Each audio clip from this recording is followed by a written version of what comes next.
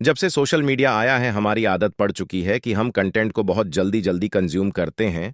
60 minute में 60 अलग अलग दुनिया की 60 अलग अलग कहानियां हम शॉर्ट या रील के जरिए देख लेते हैं।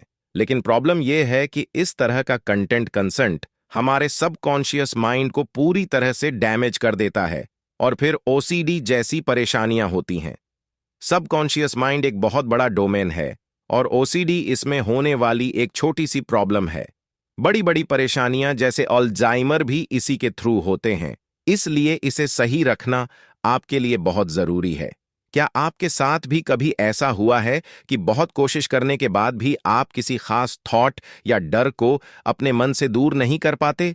या हो सकता है कि आप अपने आप को बार बार कुछ काम करते हुए पाते हैं, जैसे कि अपने हाथों को बहुत ज्यादा धोना या यह चेक करना कि गैस बंद है या नहीं, भले ही आप अंदर से जानते हो कि यह उतना भी जरूरी नहीं है। अगर यह आपको फैमिलियर लगता है तो आप अकेले नहीं हैं। आप जो एक्सपीरियंस कर रहे हैं उसे ऑब्सेसिव कंपल्सिव डिसऑर्डर या शॉर्ट में ओसीडी कहा जाता है। ओसीडी जितना आप सोच सकते हैं उससे कहीं ज्यादा कॉमन है और यह किसी को भी अफेक्ट कर सकता है। यह आपके दिमाग में एक अनइनवाइटेड गेस्ट होने जैसा है जो जाने वाला नहीं है। यह एक मेंटल हेल्थ डिसऑर्डर है जो दुनिया भर में लाखों लोगों को इफेक्ट कर रहा है। ओसीडी वाले लोगों के पास अनवांटेड थॉट्स और इमेजेस होती हैं जिन्हें वो कंट्रोल नहीं कर पाते। इन थॉट्स को ऑब्सेशन कहा जाता है। वो किसी भी चीज से रिलेटेड हो सकते हैं, जैसे जर्म्स, गंदगी या खुद को या दूसरों को नुकसान पहुंचाना। ओसीडी से लोगों को अपने ऑब्सेशन से छुटकारा पाने के लिए बार बार कुछ करने की इच्छा होती है। एनर्जीज को कंपल्शन कहा जाता है। वो हाथ धोना, चीजों को चेक करना या चीजों को गिनना जैसी कुछ भी चीजें हो सकती हैं। लेकिन इस तरह के डिसऑर्डर से छुटकारा कैसे पाया जा सकता है? इस तरह का डिसऑर्डर महसूस कैसे होता है? और अगर आपको लग रहा है कि आपको उसड़ी है, तो क्या यह आपके मन का वहम है या फिर सच में आपको ओसीडी हो चुका है? आगे की बातचीत में हम इन सभी सवालों को एक एक करके देखने वाले हैं। लेकिन वीडियो में आगे बढ़ने से पहले हम यही कह सकते हैं कि ओसीडी को हम काउंसलिंग साइकोलॉजी के नजरिए से देखने वाले हैं, ना कि क्लिनिकल साइकोलॉजी के नजरिए से। आसान भाषा में कहें तो यह वीडियो सिर्फ एक मेंटल टॉक है, ना कि ओसीडी का इलाज। इसलिए अगर आपको डॉक्टर की हेल्प लेने की जरूरत महसूस हो तो वो आपको जरूर लेनी चाहिए। सबसे पहले तो मिथ की बात करते हैं। क्या क्या ऐसा है जो कि ओसीडी नहीं है? वेब सीरीज और फिल्म्स के जरिए हम बहुत सारे फैक्टर्स को ओसीडी मान लेते हैं, लेकिन वो ओसीडी नहीं होते। जैसे साफ सफाई पसंद करना ओसीडी नहीं है।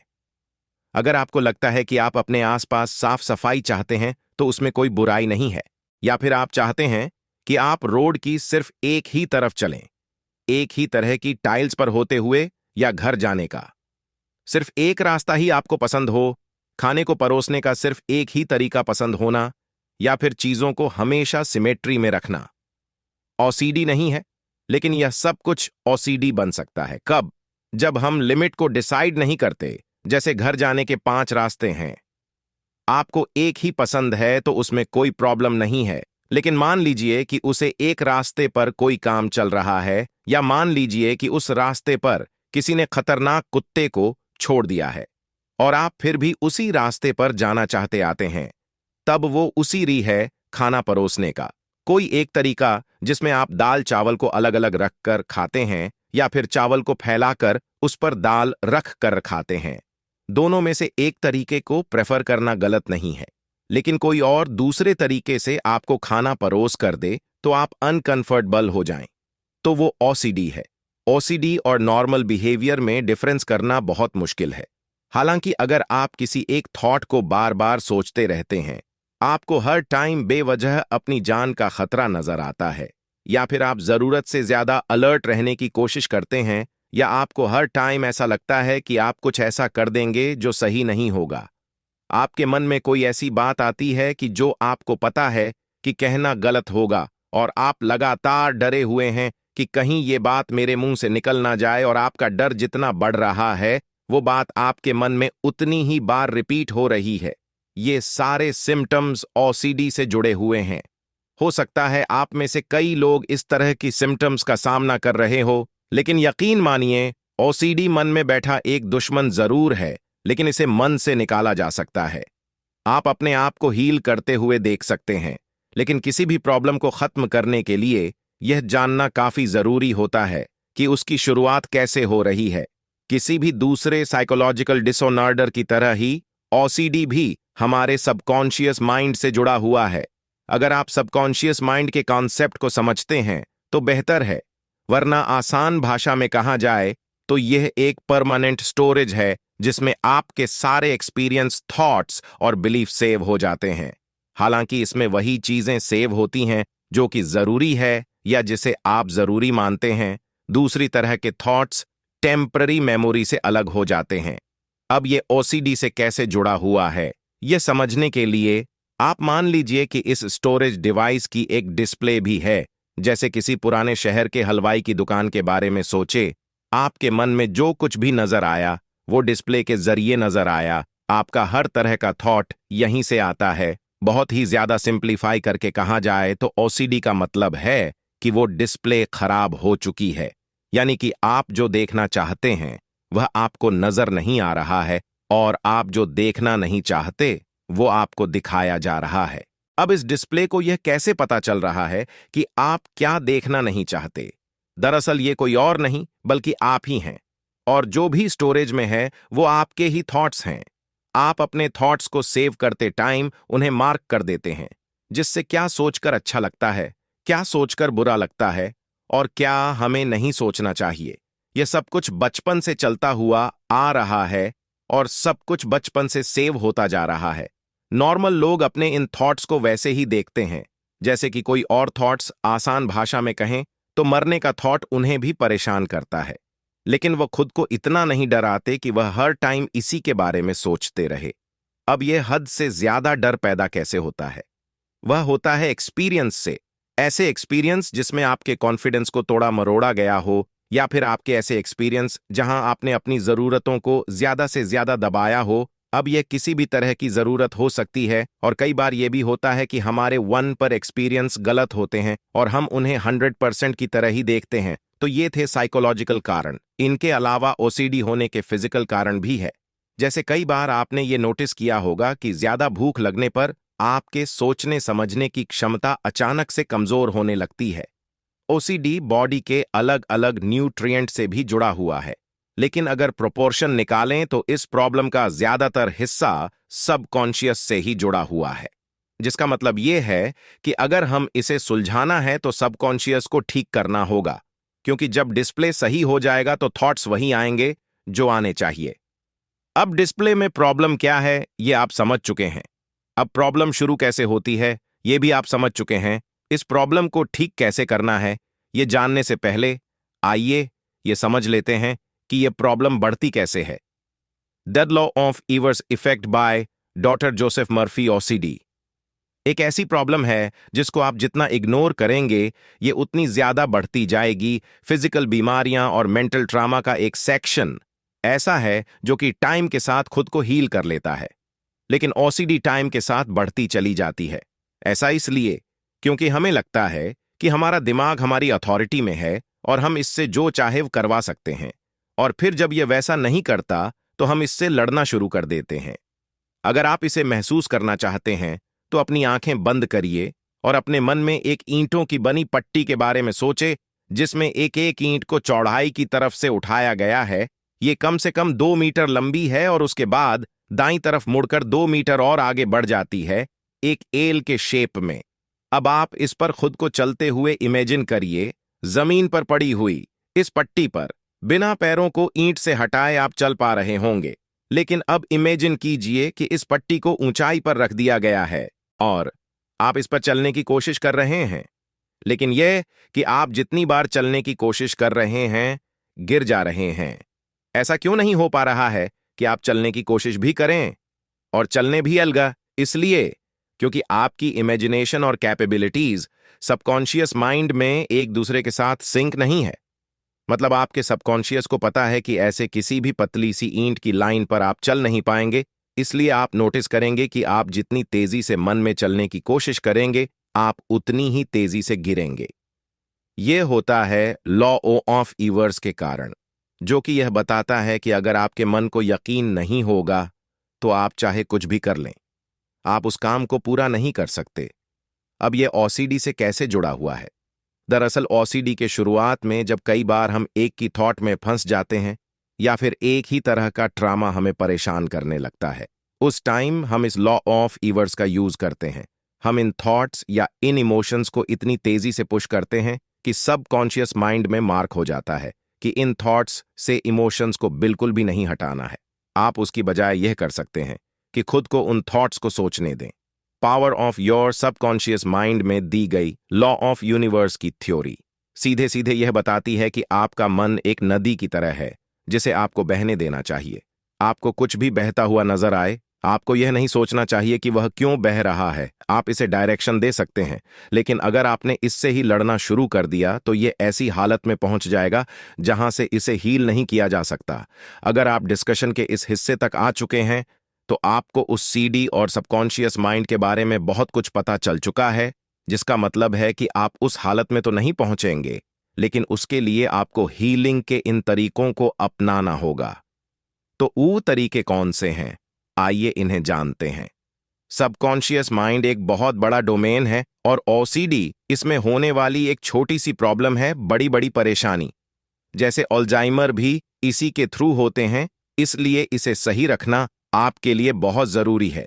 आपको जानकर हैरानी होगी कि हमारा सबकॉन्शियस माइंड कभी भी नॉर्मल नहीं रहता। इसमें परेशानियां तो हमेशा ही मौजूद रहती हैं, लेकिन ओसीडी के सिम्पटम्स काफी हद तक खराब हो चुकी हैं। वहां से वापस आने के लिए आप 2 लेवल पर काम कर सकते हैं। पहला लेवल है मेंटल और दूसरा लेवल है फिजिकल मेंटल। लेवल की बात करें तो सबसे पहले आपको 5 स्टेप्स को उठाना चाहिए। Step 1, watch your thoughts. सबसे जरूरी स्टेप है अपने थॉट्स को देखना। ओसीडी जब शुरुआती स्टेज पर होता है तब हम इस बात पर ध्यान नहीं देते, क्योंकि यह हमें टीनेज में होता है, जहां कई बार हम इतने ज्यादा बिजी होते हैं कि अपने ही थॉट्स को देख नहीं पाते, या फिर हमें यह लगने लगता है कि एक बार बड़े होने के बाद इस तरह के थॉट से छुटकारा मिल जाएगा, या आप अपने मन पर काबू पा चुके हैं। दरअसल ऐसा कुछ भी नहीं होने वाला। एक बार आपके थॉट्स ने आपको परेशान करना शुरू कर दिया तो वहां से कोई वापसी नहीं है। इसलिए अपने थॉट्स को देखिए। यह देखिए आप इमोशनली क्या महसूस करते हैं, और फिर यह देखिए आप जो महसूस करना चाहते हैं और जो महसूस कर रहे हैं, उन दोनों में कितना डिफरेंस है और किस वजह से। इस तरह का एनालिसिस आपको पेपर पर लिखना चाहिए। ओसीडी के दौरान लोगों को अपनी जान जाने का बहुत डर रहता है। उन्हें यह भी डर रहता है कि उनके साथ कुछ बुरा ना हो जाए। यह सब माइंडसेट की प्रॉब्लम का पार्ट है, और जब आप अपने थॉट्स को देखकर लिख पाएंगे तभी यहां से उन्हें सॉल्व किया जा सकेगा। आगे जानते हैं कि कैसे। Step 2, sources. अगर सबकॉन्शियस माइंड एक स्टोरेज है तो हम सभी के पास उस स्टोरेज में कई ऐसे थॉट्स हैं जिन पर हमने अनवांटेड का मार्क लगा दिया है, यानी कि हम उन थॉट्स को कभी भी देखना नहीं चाहते। और हैरानी की बात यह है कि वही थॉट्स हमें बार बार आते हैं। किसी के लिए लस्ट भरे थॉट्स हो सकते हैं और किसी के लिए यह उनका कोई डर। जब भी ओसीडी के कारण आपके मन में डिस्प्ले पर ये थॉट्स बार बार नजर आते होंगे तब आपको लगता होगा कि एक रैंडम इवेंट है, जबकि ऐसा नहीं है। आप क्या देख रहे हैं, क्या पढ़ रहे हैं, क्या सुन रहे हैं, ये बहुत मायने रखता है आपके थॉट्स के आने और जाने में। और आपको इस तरह के थॉट्स आ रहे हैं तो इसका मतलब ये है कि आपको इमीडिएट अपने सोर्सेस को रिचेक करने की जरूरत है। आप जिस तरह के थॉट्स को खुद से दूर लेकर जाना चाहते हैं, अगर आप उसी तरह के थॉट्स को बढ़ाने वाला कंटेंट कंज्यूम करेंगे तो आप ओसीडी के इस लूप में हमेशा हमेशा के लिए बंधे रहेंगे। स्टेप 3, मेडिटेटर पूरे करने के बाद आपका आधा काम हो चुका है। आपका बाकी का आधा काम होगा। मेडिटेशन के साथ जब से सोशल मीडिया आया है, हमारी आदत पड़ चुकी है कि हम कंटेंट को बहुत जल्दी जल्दी कंज्यूम करते हैं। 60 मिनट में 60 अलग अलग दुनिया की 60 अलग अलग कहानियां हम शॉर्ट या रील के जरिए देख लेते हैं। लेकिन प्रॉब्लम यह है कि इस तरह का कंटेंट कंसेंट हमारे सबकॉन्शियस माइंड को पूरी तरह से डैमेज कर देता है, और फिर ओसीडी जैसी परेशानियां होती हैं। फोकस मर चुका होता है और हमारे अपने थॉट्स पीछे चले जाते हैं। लेकिन ऐसे में काम आता है मेडिटेशन। मेडिटेशन से आप अपने थॉट्स को देख सकते हैं और अपने दिमाग का फोकस ठीक कर सकते हैं। जहां यह फोकस ठीक हो गया, आपकी ओसीडी की आधी प्रॉब्लम वहीं सॉल्व हो जाएगी। मेडिटेशन एक चमत्कार की तरह काम करता है, लेकिन आज के टाइम के लोगों को इस पर कोई विश्वास नहीं होता। Step 4 mind set. जब आप अपने थॉट्स को देख रहे थे, तब आपने देखा होगा कि बहुत सारे थॉट्स आपके मन में क्यों आ रहे थे। ये आपको पता ही नहीं चल रहा था। अपने थॉट्स को अपने डर में बदलने से पहले आपको चेक कर लेना चाहिए कि क्या ये थॉट असली है या फिर आपकी ओसीडी की प्रॉब्लम की वजह से पैदा हुए हैं। जैसे एक स्टेटमेंट लेते हैं कि आपको अपने कॉलेज या ऑफिस जाने में लगते हैं 40 मिनट और वहां आपको 9-12 बजे पहुंचना है। अब आप 820 पर निकले तो आसानी से पहुंच सकते हैं, लेकिन अगर टाइम पर निकलने के बावजूद आपको यह डर लगे कि आप लेट हो सकते हैं, तो यह डर ओसीडी से निकला है, न कि यह असली डर है। ऐसे में आपको अपने डर से सवाल पूछना है कि क्यों ऐसा क्यों होगा। ओसीडी से जुड़े लोग इस तरह के क्यों को अगर थॉट के बाद यूज करना शुरू कर दें, तो कोई थॉट उन्हें डरा नहीं पाएगा। आप रीजनिंग मेथड का यूज कर सकते हैं, जहां पेपर पर आपको अपना डर लिखना है और उसके नीचे लिखना है कि ऐसा क्यों होगा, और आपको देखकर हैरानी होगी कि नीचे आपको एक भी थॉट देखने को नहीं मिलने वाला, क्योंकि कोई रीजन ही नहीं है। स्टेप 5 हील। चारों स्टेप को यूज करने के बाद आप हील करने लगेंगे, लेकिन आपको इस बात का ध्यान रखना है कि आपका सबकॉन्शियस माइंड, जिसने ओसीडी प्रॉब्लम को शुरू किया है, आपका एक दोस्त है जिसे आपकी हेल्प की जरूरत है। आपको इस पर बहुत ज्यादा जोर नहीं देना है और जितना टाइम लगता है लगने देना है। मेंटल हीलिंग के बाद अब बात कर लेते हैं फिजिकल हीलिंग की। बॉडी में अलग अलग न्यूट्रिएंट्स की कमी होने से भी ओसीडी जैसी प्रॉब्लम बढ़ती है, क्योंकि आखिर में सबकॉन्शियस उसी बॉडी और एनर्जी सिस्टम का हिस्सा है और उसे कुछ भी चलने के लिए एनर्जी की जरूरत पड़ती है। इसलिए आपको टाइम टाइम पर यह चेक करते रहना चाहिए कि कहीं आपको किसी न्यूट्रिएंट की जरूरत तो नहीं है और आपकी डेली लाइफ में न्यूट्रिएंट्स पूरी तरह से मौजूद हैं। तो दोस्तों, ये थी ओसीडी को लेकर एक ऐसी डिस्कशन जिससे आप हमेशा याद रखने वाले हैं, क्योंकि ये आपके लिए हमेशा हेल्पफुल साबित होगी। ये पूरी डिस्कशन सेल्फ हीलिंग से जुड़ी हुई थी, लेकिन अगर आप ओसीडी की प्रॉब्लम से ज्यादा जूझ रहे हैं तो आपको इमीडिएट डॉक्टर के पास जाना चाहिए। आखिर में यही कहा जा सकता है कि यह साइकोलॉजिकल डिसऑर्डर है और इसे ठीक करने का सबसे अच्छा तरीका अपने अंदर से इसे ठीक करने की शुरुआत करना है। यह आपके और आपके सबकॉन्शियस के बीच की लड़ाई है। आपको अपने मन को जीतना होगा और इस जीत के साथ ही आप दोनों साथ में काम करने लगेंगे, लेकिन उससे पहले आपको बहुत सारा पेशेंस और केयर खुद के लिए दिखानी होगी। थैंक यू दोस्तों। अगर आपको भी ओसीडी से रिलेटेड कोई भी दिक्कत है तो हमें कमेंट करके जरूर बताएं, और अगर आप इससे जुड़ा कोई भी सजेशन देना चाहते हैं तो हमें कमेंट जरूर करें। जल्दी मिलते हैं और भी बेहतरीन वीडियो के साथ। Thank you.